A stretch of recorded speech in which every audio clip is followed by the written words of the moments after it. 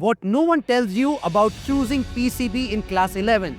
And by the time you realize it, it's already too late for your career. Do you know 99% students choose PCB not because they love biology, but because they hate mathematics, which is an absolutely wrong way of choosing physics, chemistry and biology. Most students who hate mathematics ends up taking PCB, and because of that they think they want to become a doctor, which is actually not true.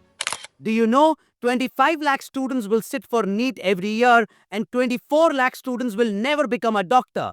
Now realize you choosing PCB because you hate mathematics actually backfired for you.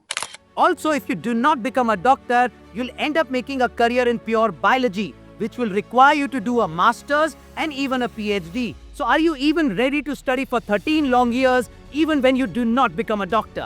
Now I will tell you what you really need to know before you choose PCB in class 11th. Number 1. Always choose PCB with psychology as your optional subject.